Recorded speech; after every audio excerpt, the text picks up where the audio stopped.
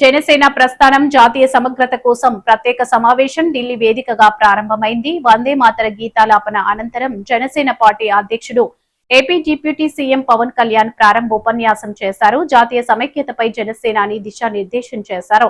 జనసేన పార్టీని ప్రారంభించి 12 ఏళ్లు పూర్తయిందని తెలిపారు. ఈ 12 ఏళ్లలో ఎన్నో ఉద్యమాలు, పోరాటాలు చేశామని గుర్తు చేసుకున్నారు.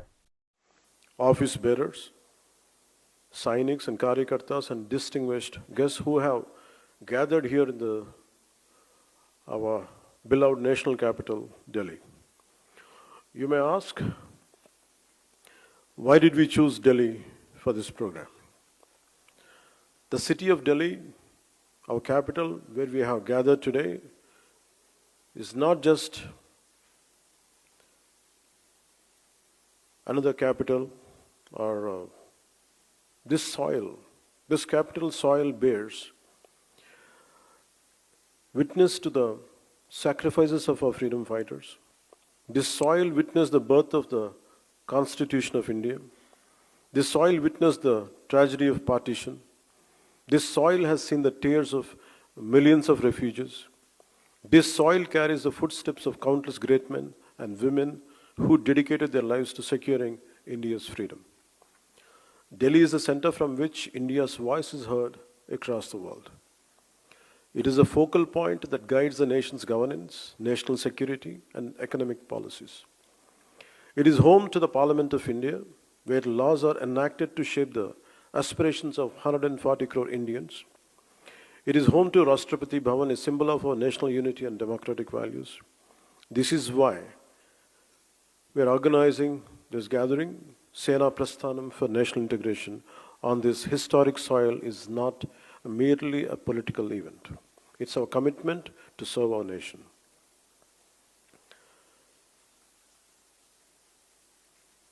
Before I switch to Telugu, I would like to congratulate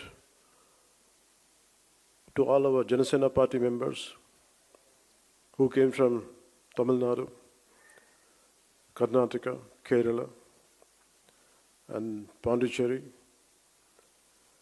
and rest of the parts of India.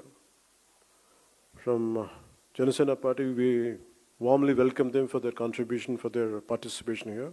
Let's give a big round of applause to our members from Janasena Party from other states. Janasena Party ప్రారంభించి 12 సంవత్సరాలు పూర్తయ్యాయి. 2000 మార్చి 14న మన తెలంగాణలోని హైదరాబాద్లో ఈ పార్టీని స్థాపించాం. అప్పట్లో ఇది తెలుగు రాష్ట్రాల ఉమ్మడి రాజధానిగా ఉండేది. తెలంగాణలో జనసేనను ప్రారంభించినప్పుడు కేవలం ఒకే ఒక నిబద్ధత మాత్రమే ఉంది. అది మన దేశాన్ని బలోపేతం చేయటం, దేశ సమగ్రతని కాపాడటం, దేశ సమగ్రతకు కలిగించే ఎలాంటి విభజన శక్తులకైనా వ్యతిరేకంగా పోరాటం. దేశ సమగ్రత, దేశ శ్రేయస్సు తప్ప జనసేన స్థాపించినప్పుడు వేరే ఏ ఆలోచన నా మనసులో లేదు. కనీసం అధికార వస్తుందో లేదో కూడా తెలీదు. ఎందుకంటే అసలు ఆ రోజున అలాంటి ఆశ కూడా లేదు. 2014 సాధారణ ఎన్నికలకు కేవలం 2 నెలల ముందు మాత్రమే మనం ఈ పార్టీని స్థాపించాం. కానీ ఈ 12 ఏళ్ల ఈ ప్రయాణంలో, ఒక పుష్కర కాలంలో చాలా పోరాటాలు చేశాం, చాలా పరాజయాలు ఎదుర్కొన్నాం, ఆశలు కోల్పోయిన సందర్భాలు ఉన్నాయి. అయినప్పటికీ మన అందరం నమ్మే ఒక బలమైన సిద్ధాంతానికి కట్టుబడి మారుతున్న సామాజిక రాజకీయ పరిస్థితులకు అనుగుణంగా మన 7 ప్రాథమిక సూత్రాలను బలంగా పట్టుకుని నిలబడ్డాం. అత్యంత క్లిష్ట సమయాల్లో కూడా వాటిని వదలకుండా ముందుకు సాగాం. మారుతున్న రాజకీయ పరిణామాల్లో ఒక నిర్దిష్టమైన ఆచరణాత్మక విధానంతో మనం దాదాపు 21 ఎమ్మెల్యే స్థానాలని, 3 ఎంపీ స్థానాలని, మరియు ఇంక్లూడింగ్ రీసెంట్ రాజ్యసభతో పాటు కలిపి 2 ఎమ్మెల్సీ స్థానాలని ఈ రోజున సాధించగలిగాం. 1,00,000 మంది సభ్యత్వంతో ప్రారంభమైన ఈ పార్టీ ఈరోజు ఆంధ్రప్రదేశ్లోనే కాకుండా తెలంగాణతో కలిపి 20 లక్షల పైగా సభ్యత్వాలను చేరుకుంది. ఇటీవల కాలంలో పార్టీ వైపు ప్రజల నుండి, మిగతా రాష్ట్రాల నుండి, ప్రాంతాల నుండి ఈ భావజాలానికి ఆకర్షితులై, ఈ పోరాట పటిమకు ఆకర్షితులై కర్ణాటక నుండి వచ్చిన కొన్ని వేల మంది కావచ్చు, కేరళ, తమిళనాడు నుండి వచ్చిన కొన్ని వందల మంది కావచ్చు. మనం నమ్ముతున్న సిద్ధాంతం బలపడుతుంది.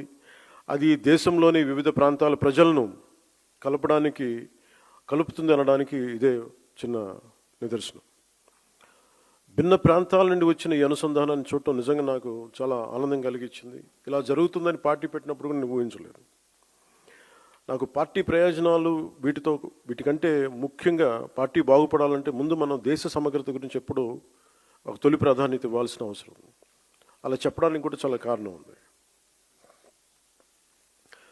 ఎప్పుడైనా సరే మీరు భారతీయ చరిత్రను చదివితే బ్రిటిష్ వాళ్ళు మనకి స్వాతంత్రం ఇచ్చి వెళ్ళిపోయేటప్పుడు దేశంలో ఒక కల్లోలిత వాతావరణాన్ని సృష్టించారు. స్వాతంత్రం కోసం ఉమ్మడిగా పోరాడిన దేశాన్ని మత ప్రాతిపాదికన విడగొట్టారు. దేశవ్యాప్తంగా ఉన్న ప్రతి రాజ్య సంస్థానాల్లో అనేక సమస్యలను సృష్టించారు.